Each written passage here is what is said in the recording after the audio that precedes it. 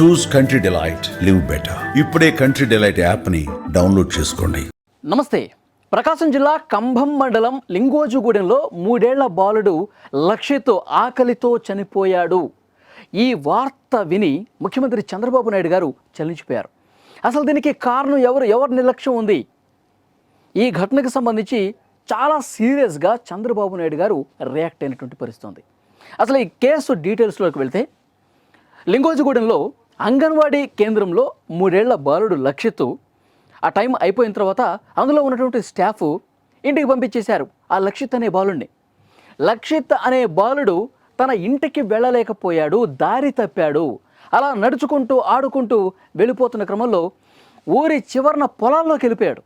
అలా 3 కిలోమీటర్ల పాటు నడుచుకుంటూ వెళ్ళిపోయాడు. అంటే ప్రాథమికంగా పోలీసుల దర్యాప్తులో ఆ బాలుడి మృతదేహం ఎక్కడ కనిపించిందంటే, లింగోజుగూడానికి పంట పొలాల్లో 3 కిలోమీటర్ల దూరం వెళ్ళిన తర్వాత సూరేపల్లికి సమీపంలో ఆ బాలుడు వికతి జీవిగా పడిపోయి ఉన్నాడు.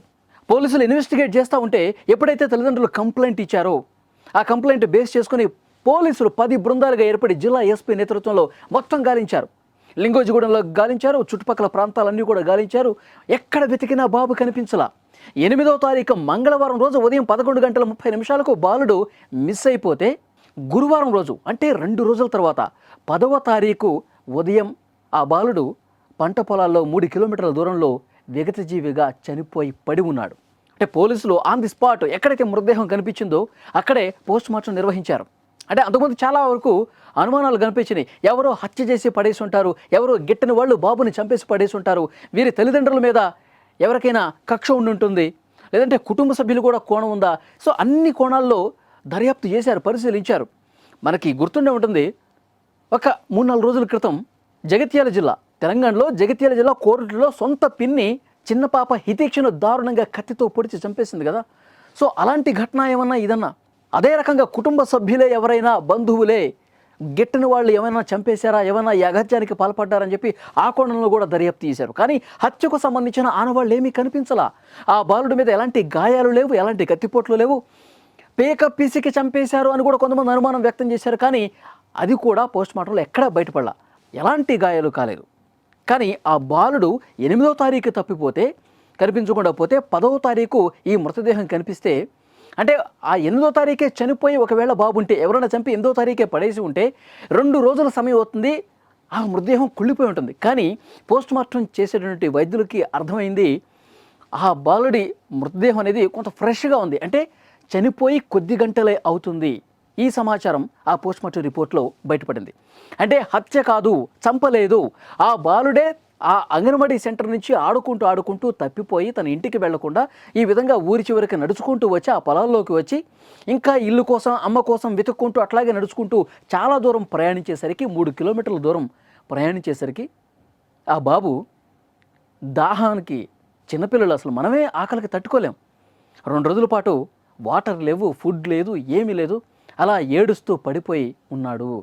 ఆకలి దప్పికలతోనే ఆ బాబు చనిపోయాడు అని చెప్పి ప్రాథమికంగా సమాచారం వస్తుంది. తల్లిదండ్రులు బోరున విలపిస్తూ ఉన్నారు, కన్నీళ్లు పెట్టుకుంటున్నారు, గుండెలు బాదుకుంటూ రోధిస్తూ ఉన్నారు. ఒకటే ఒక విషయం ఈ కేసులో కనిపిస్తూ ఉంది. అంగన్వాడీ సెంటర్లో ఉన్నటువంటి ఆ స్టాఫ్ ఎవరైతే ఉన్నారో, పిల్లల్ని తల్లిదండ్రులకు అప్పగించాల్సిన బాధ్యత వాళ్ళకి లేదా? అంత చిన్న పిల్లల్ని, 2.5 నుంచి 3 సంవత్సరాల మధ్య ఉన్నటువంటి వయసు ఉన్నటువంటి ఆ చిన్న బాబుని సమయం అయిపోయింది ఇంటికి వెళ్ళరా అంటే వెళ్ళిపోతాడా? అంత చిన్న బాబుకి అంత మెమరీ ఉంటుందా? ఇల్లు దగ్గరున్నా సరే, దూరమైనా సరే ఆ పేరెంట్స్కి అప్పగించే బాధ్యత అంగన్వాడీ సెంటర్లో ఉన్న ఆ స్టాఫ్దే కదా, అందులో ఉన్న వాళ్ళదే కదా. సరే, తల్లిదండ్రులు రాలేదు పిల్లలు తీసుకెళ్ళడానికి, మీరు ఫోన్ చేయండి. ఫోన్ చేసి వాళ్ళ తల్లి చెప్తా ఉంది, ఆ కుటుంబ సభ్యులు చెప్తున్నారు, అప్పుడప్పుడు ఫోన్ చేస్తారండి, పిల్లోడిని తీసుకెళ్ళండి అంటారు.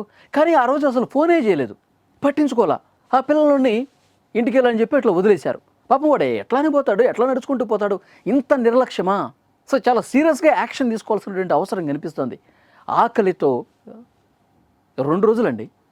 మంగళవారం ఉదయం 11:30 అతను ఆ పొలాల్లో పడి వెళ్తే ఆ చిన్నబాబు వాటర్ దాహం వేస్తుంది, ఆకలి వేస్తుంది, అమ్మ అని చెప్పి ఎంత రోధించాడు.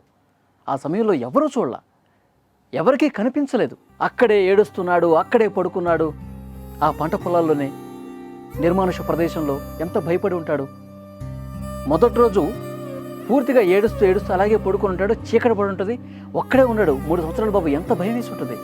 నా అమ్మ ఎటుపోయింది, మా వాళ్ళందరూ ఏం కనిపించట్లేదు, ఎటుపోయారు, నా కోసం ఎవరు రావట్లేదేంటి, ఎంత భయపడిపోయి రోదించుంటాడు, ఏడ్చుంటాడు.